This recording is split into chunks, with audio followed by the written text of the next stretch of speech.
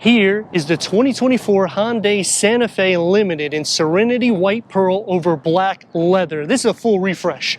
From the interior to the exterior, looking like a Land Rover Defender for a fraction of the price. You can also option an XRT trim, which increases clearance over an inch. I'm Anthony from Hawkeye Rides, and it's going to start off with a signature twist with the Motif H daytime runnings LED projector headlights. This is standard on all trims. It's integrated to the light bar for the grille. The lower bit H gets some gloss black mixed with matte black and over 8 inches of clearance. Front and rear parking sensors with a 360-degree reverse camera, and it starts on this trim. No more offering a 5-seat passenger. This is now a 6-seat or 7-seat configuration. When you go into the calligraphy, you'll get captain seats. So the mid-size SUV is now right on point with the Honda Pilot, in which you're getting better clearance in this, and when you go to the XRT, it's actually going to be better than the Trail Sport.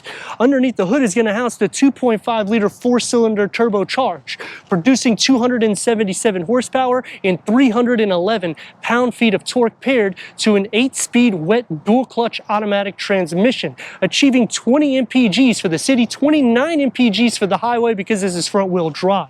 When you go into the XRT, you're not only going to be getting that increase, like I was saying, in the wheels, but towing maxes at 4,500 pounds now, which is almost on point with the Honda Pilot. And when you're getting this at the limited trim, you're under 50 grand. 20-inch 5-spoke alloy wheels start with the limited trim. 21-inch go to the calligraphy, and now you're going to see that Land Rover Defender because we got that side air vent. It says Santa Fe. You get the two-tone, you don't have to pay extra for it like you would in a Land Rover Defender, in which, look at the styling that you're getting with this thing.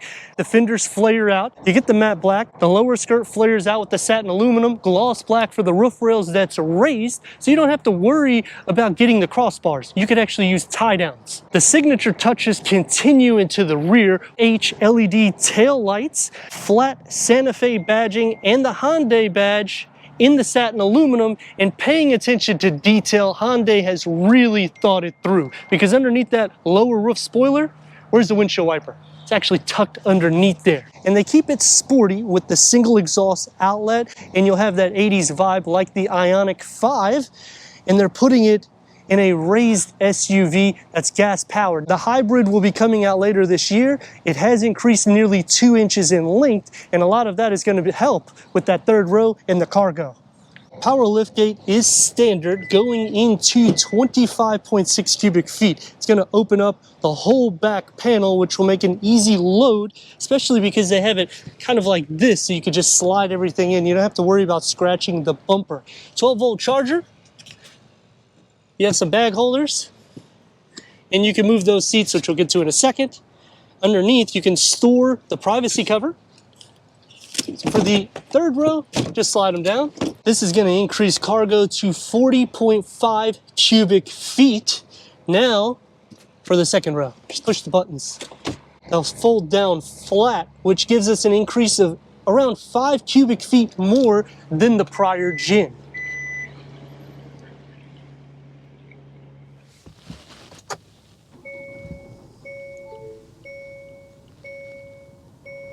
12-way power seat adjustment, leather upholstery, black bucket front seats, heated and ventilated because it's the limited trim, heated starts on the SEL, memory for the driver, headroom, and legroom. The refresh is more modern. It's just a lot more luxurious, and storage, you're gonna have it everywhere. Right in front of the glove box for the passenger. Open this up, and you have another glove box. Because it's a limited trim, Bose 12-speaker upgraded sound system, a flat dashboard, and the new curved panel with 2 screens that has wireless Android Auto. Check this out, look at this. Just slide it out. And this is a quick wedge that can go through any of the quick apps that you have. And you still have physical buttons that you can push for the infotainment screen with a new gear lever that's right here. So we're going to put it into reverse. And this is the trim that gets the 360-degree reverse camera. You can have it set like this. You can change different layouts for the camera. You can also do a 3D view to go all around the little Defender style Santa Fe. Try climate control settings. Heated leather wrap steering wheel. It's a 3-spoke multi-function. We get the paddle shifts. The gauge cluster, it's obviously going to be digital. And you can go through an array of information for the driver. And when you use your signals, you can see it in the gauge cluster. UVC sanitizer compartment, so you don't have to worry about COVID in this vehicle. In the driver modes, we have your normal, sport, and my drive. Wi-Fi hotspot is going to come standard on the SEL.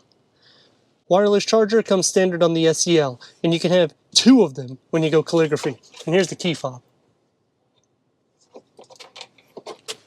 Charging ports, you have plenty of them, cup holders, and it's going to be a little bit more sporty.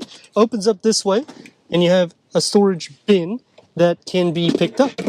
And you have more storage that integrates all the way down, in which you can pull this up. And it goes almost into the pass-through. That's how deep it is. I can literally fit my whole hand inside with a 12-volt charger there. And the nice thing about this little tray is they have done something similar to Infinity. You can open it up from the back, so you can make it easy for the second row occupants to get anything in and out. Auto dimming rear view mirror. Gloss black materials go around the dome lights. 2 panels for the moonroof that starts on this trim, and the door panel will configure into the dash. And I like how they've made it retro / off-roadsy with a luxury twist. 1 touch up and down for the front windows, and a storage pocket. You can fit a beverage in the front. Second row headroom, just as much as the front, and leg room. Go to the calligraphy, and you get captain seats. Storage behind both of the front seats. You get the design that's for the front of the hood with those lights, and you have some hangers on both sides with USB ports. But this is one of the best parts. When you're thinking family, you have a tray here, and like I was saying in the front, this opens up. So you have plenty of storage capacity. Manual sunshades is standard, and the door is going to have the same materials found in the front, except you're going to have 3 cup holders, and the heated rear seats will be on the door instead of there on the side. Therefore, you can actually utilize this area here, and you're not bothering somebody. Feet space, not really going to be shared. Leg, butt, and shoulder space, the same thing. And when you're thinking headroom in the center, it's still good. Plus, these seats recline back, and they slide forward. So now you have sufficient leg space for third row occupants in a mid-size SUV. To get into the third row, push the button. It's going to slide forward. It's going to be a little bit tighter with the bench opposed to the captain's seats, but it's still doable to fit 2 more in the back. The air control is only on the passenger side for the third row, and you have a home plug that you can actually utilize for the third row. Both sides will get USB ports and the cup holders, and the headroom is just as good as the front. Slide this back so you can see the leg room. It's not too bad. If it's all the way back, I'm going to be against it. This is with the seat not reclined, so it'll sit up more like a 90-degree angle. 277 horsepower. Let's see what we got.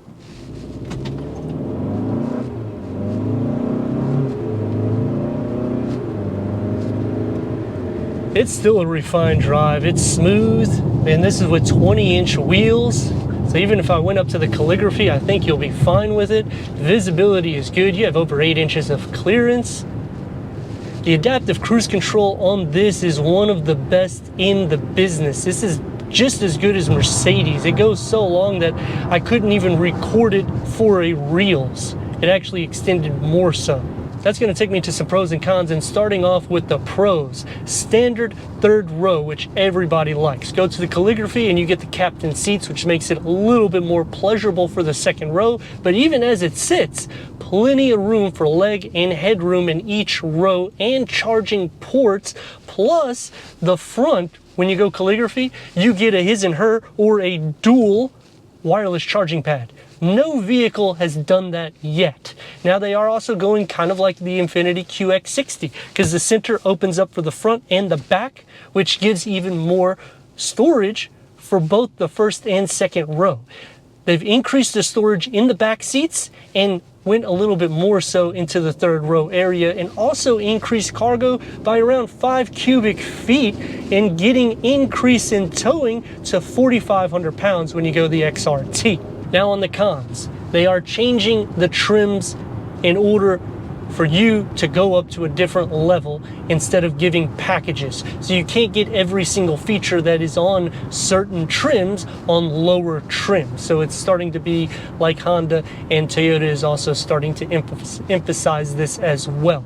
I'm not a big fan of where the gear lever is. I know that they've done this to optimize space, but it just feels a little bit more cab driven. I like that we still have a touch pad and we still have physical buttons, so you don't have to do everything through the infotainment screen, but everybody is doing this Curve 1 panel. I kind of wish that they would change it up just a touch, even though it does fit seamless, and this is driver focused, and yet the passenger has a sufficient amount of room and extra storage even in the dashboard. Some other cons goes into the tailgate. You get used to it. Not a huge fan of the whole back opening up, and it takes a little bit longer to open this than the prior gen. I like that it sits a little bit lower, but when you're looking at it from the exterior, it also looks like the suspension is sagging because of the way they have done the clearance to make it easier for loading. So that is a pro and a con kind of mixed in between. But overall, touch and feel, they did a lot better job with the materials. It's going to be a little bit more sport derived with the feeling of it. Turn radius is about 2 and a part lane. The steering is going to have a little bit of weight, but you can move in and out of lanes without any issues. It doesn't feel like it has any lag, so it has a sufficient amount of power, even though it's a little bit longer. Feels a little bit wider, and a lot of that also is because of how open it is in the interior. So when you're thinking competition, this is under 50 grand. Everybody in its class is going to cost more to get something similar, but this is going to have more tech, more safety, that Land Rover look. But let me know what you think in the comments. And if you're new to the channel, consider subscribing. Check out the next video, merchandise, website, and Instagram. Leave a comment and a like. And I'd like to thank Gettle Hyundai of Lakewood for giving us this 2024 Hyundai Santa Fe Limited for our car review.